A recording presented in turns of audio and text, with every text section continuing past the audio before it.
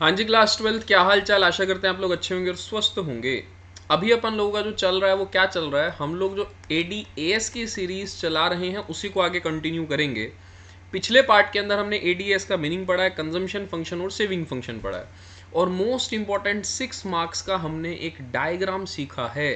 वो डायग्राम बहुत इंपॉर्टेंट है, उसकी प्रैक्टिस आप लगातार करते रहेंगे, ऐसी मैं उम्मीद करता हूँ। पेपर आने वाले हैं, पेपर से पहले कोशिश करेंगे आपका सारा सिलेबस हो जाए। अभी आज हम क्या एडीएस का टॉपिक करने वाले हैं, प्रोपेंसिटी। प्रोपेंसिटी के अंदर बेसिकली हम दो चीज़ें कवर करने वाले हैं। प्रोपेंसिटी की एक तो हमें थ्योरी पढ़नी है, ठीक है। दूसरा हमें क्या पढ़ना है, इसके न्यूमेरिकल। न्यूमेरिकल एग्जाम के लिए इंपॉर्टेंट है। पिछले काफ़ी सालों से, शायद 10 साल 8 साल से इसके न्यूमेरिकल रिपीट नहीं हुआ है। इसमें एक अदर टॉपिक है इन्वेस्टमेंट मल्टीप्लायर, तो उसमें से न्यूमेरिकल आ रहे हैं, लेकिन प्रोपेंसिटी के न्यूमेरिकल काफ़ी लंबे समय से रिपीट नहीं हुए, तो चांसेस हैं जो लंबे समय से नहीं आया उसके आने के।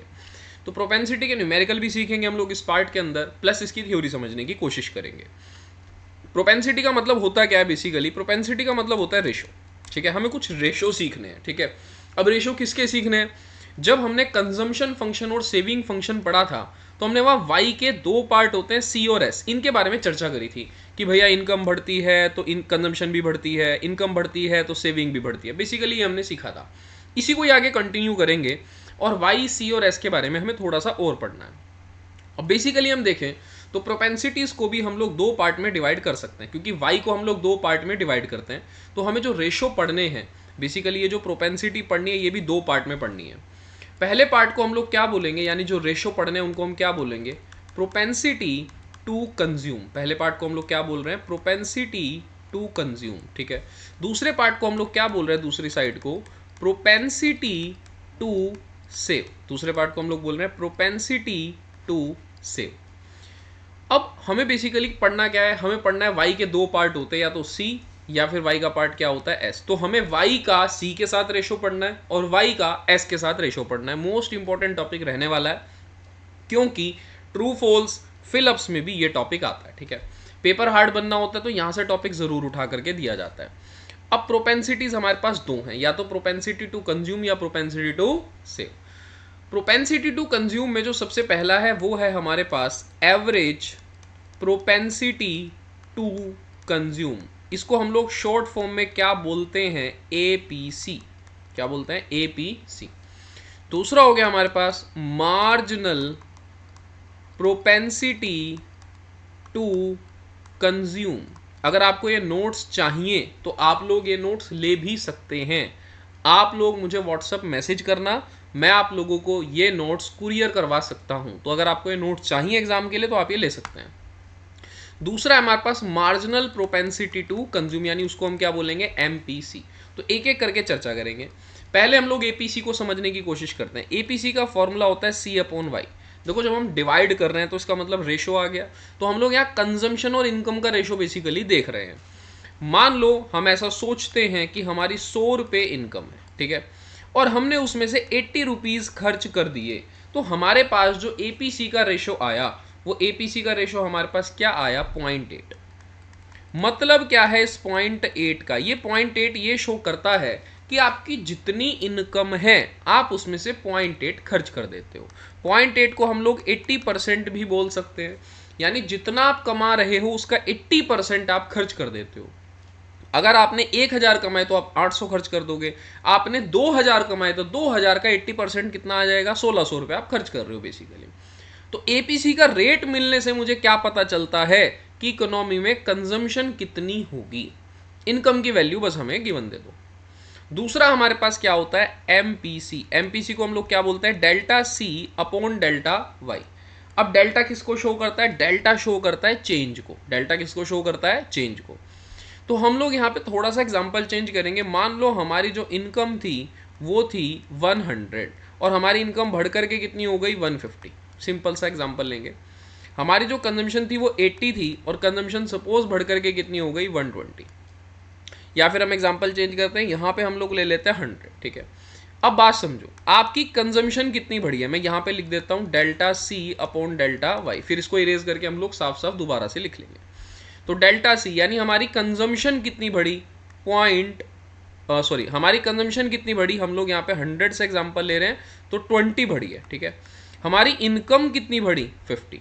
तो 20/50 करेंगे तो कितना आ गया 0.4। इसका मतलब क्या है, मार्जिनल प्रोपेंसिटी टू कंज्यूम क्या शो कर रहा है, आपकी जितनी इनकम बढ़ती है आप उसका 40% यानी 0.4 कंजम्पशन में खर्च कर देते हो। तो इनकम के बढ़ने से कितनी कंजम्पशन बढ़ेगी ये शो करता है एमपीसी। एब्सोल्यूट चेंज कौन शो करता है, एपीसी। लेकिन इनकम के बढ़ने से कंजम्पशन कितनी चेंज होगी ये कौन शो करता है, एमपीसी।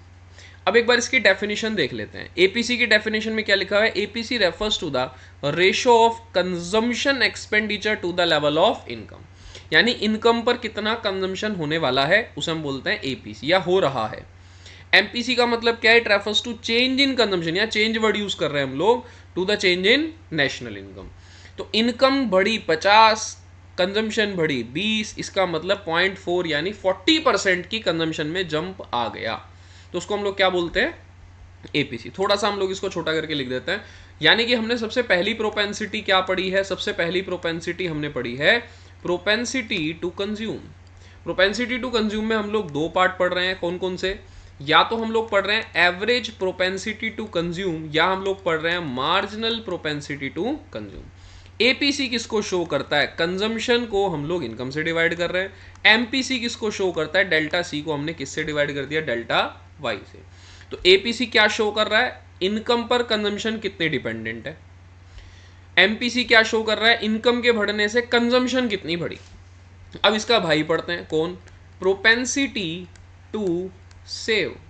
प्रोपेंसिटी टू सेव के भी हम लोग दो पार्ट करेंगे, एवरेज प्रोपेंसिटी टू सेव या मार्जिनल प्रोपेंसिटी टू सेव। अब एपीएस का मतलब क्या है, एस अपॉन वाई। सपोज करो हमने 100 रुपये में से 80 खर्च करे थे तो बचाए कितने, 20 रुपये। तो ये जो 0.2 आया है, ये 0.2 क्या इंडिकेट कर रहा है कि इनकम के 100 रुपये होने पर आप उसका 20% बचा लेते हो, यानी 20 रुपये। इनकम जितनी है आप उसका 20% सेव कर लेते हो, उसे हम क्या बोलते हैं, एपीएस। डेफिनेशन क्या लिखी हुई है, it refers to ratio of saving to the level of income, यानी सेविंग आप लोग कर रहे हैं। एमपीएस किसको शो करता है, delta S upon delta Y. अब हम फिर से उसी एग्जांपल को कंटिन्यू करते हैं। आपकी 100 रुपये इनकम थी, बढ़कर 150 हो गई।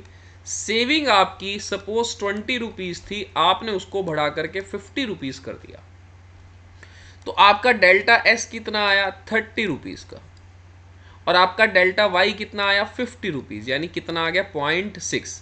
इनकम के बढ़ने से आपने किसको बढ़ा दिया, सेविंग को। कितना सेविंग बढ़ेगा, 0.6, यानी हमने एक छोटा नंबर कन्वर्ट कर दिया। ठीक है, अगर इकोनॉमी में एमपीएस 0.6 चल रहा है तो कोई भी पर्सन जिसकी इनकम 1000 से बढ़ रही है वो 600 रुपये से अपनी सेविंग को बढ़ा देगा, क्योंकि एमपीएस का रेट कितना चल रहा है, 0.6। होप आपको ये बात क्लियर हो गई होगी कि हमारा जो एमपीएस है वो क्या शो कर रहा है। एमपीएस हमें शो कर रहा है कि इनकम के बढ़ने से सेविंग कितनी बढ़ेगी, और एपीएस हमारे लिए एब्सोल्यूट है, यानी सेविंग इनकम पर कितनी डिपेंडेंट है, किसी लेवल ऑफ इनकम पर। चलो जी आगे बढ़ने की कोशिश करते हैं। अब कुछ क्वेश्चंस इसमें से कैसे बन सकते हैं हमें उसे समझना है। उसे समझने से पहले यहाँ मैं एक रिलेशनशिप बताऊंगा आपको। वो रिलेशनशिप क्या है, रिलेशनशिप ये है, यहाँ पे हम लोग साइड में उसको लिख लेते हैं क्योंकि वो हमें हेल्प करने वाली है इसको समझने के लिए। एपीएस और एपीसी का टोटल हमेशा 1 आता है, इस चीज़ को ध्यान रखेंगे।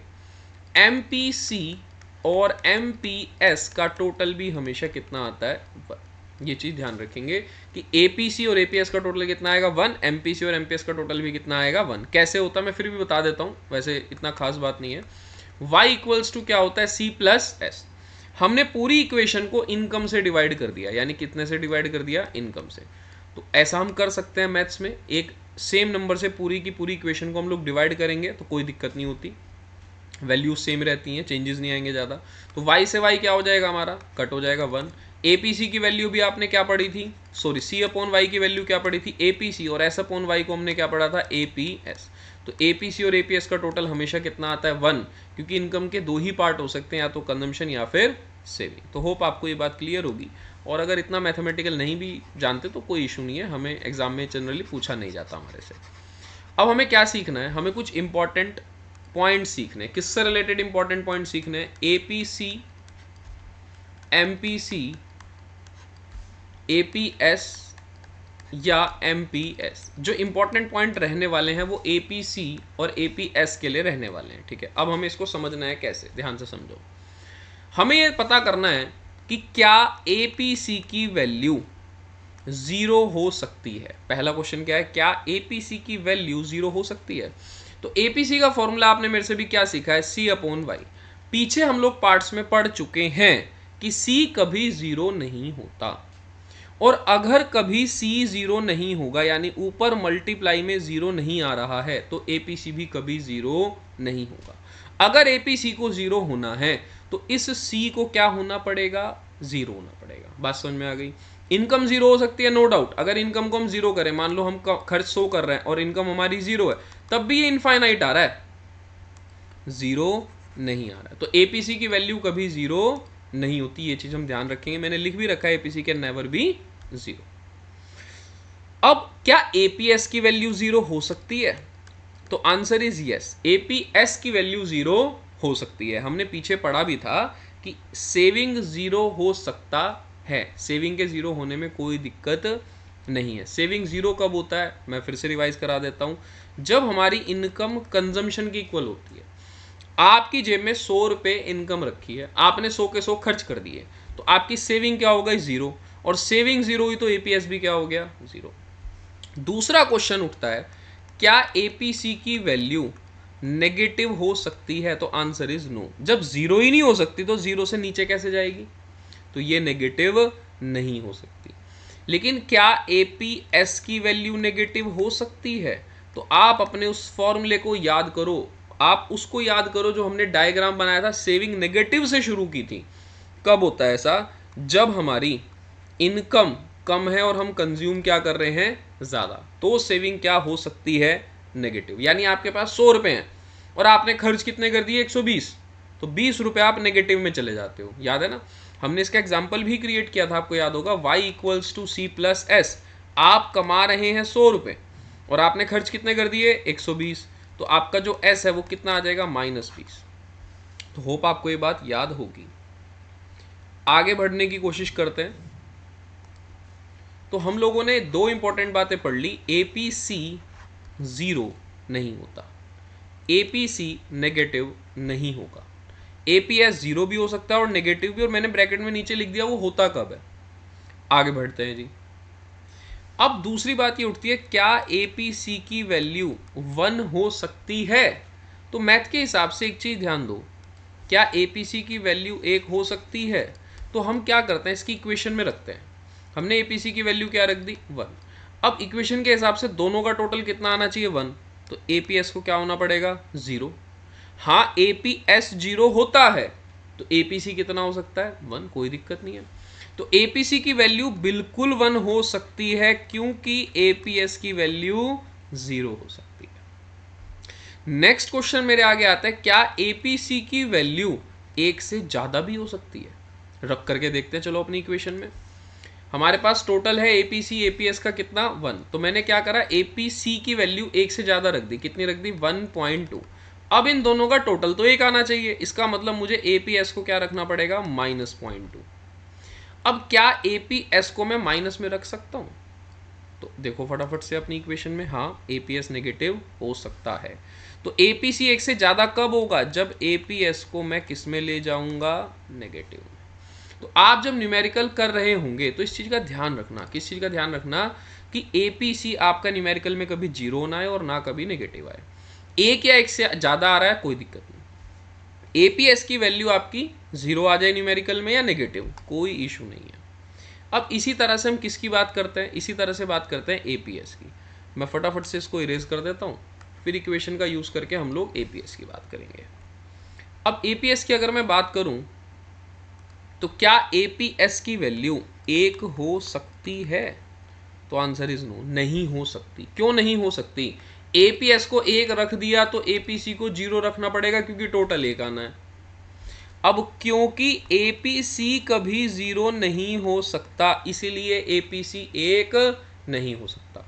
ना एपीसी एक हो सकता, सॉरी एपीएस, और ना एक से ज्यादा हो सकता। क्योंकि अगर आप इसको 1.2 रखते हो, आपने एपीएस की वैल्यू गलती से क्या रख दी 1.2, अब इसको क्या रखना पड़ेगा आपको माइनस में, -0.2, तभी तो एक आएगा। अब ये तो माइनस होता ही नहीं।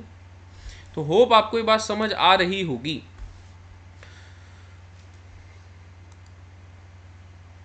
क्या बात समझ में आ रही है आपको कि अब ये सारी इंपॉर्टेंट बातें ट्रू फॉल्स के लिए याद रखनी है, ठीक है। रीजन भी मैंने ब्रैकेट में इनके साथ लिख दिए, तो इस चीज का आप ध्यान रखेंगे। अच्छा, क्या एमपीसी और एमपीएस के साथ भी ऐसी कोई इंपॉर्टेंट बात है? बस एक ही इंपॉर्टेंट बात है कि एमपीसी की वैल्यू हमेशा 0 से 1 के बीच में रहेगी, और एमपीएस की वैल्यू भी हमेशा 0 से 1 के बीच में रहेगी। आप न्यूमेरिकल कर रहे हैं और आपकी एमपीसी की वैल्यू 1 से ज्यादा आ गई, तो आप समझ जाना आपका न्यूमेरिकल गलत है। आप न्यूमेरिकल कर रहे हैं और आपकी एमपीएस की वैल्यू 1 से ज्यादा चली गई, न्यूमेरिकल गलत, या 0 से दोनों कम चले गए, तो भी न्यूमेरिकल गलत। इस चीज का आप ध्यान रखेंगे।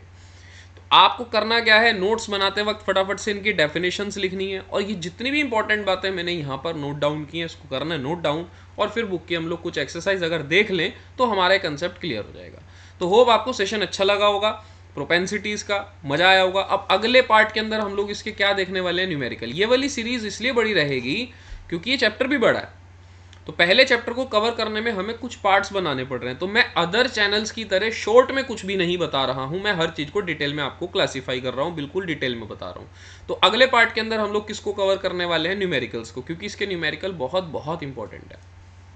तो अगले सेशन में मिलते हैं। सेशन अच्छा लगा कमेंट करके जाना, लोगों के साथ शेयर करना। Thank you so much.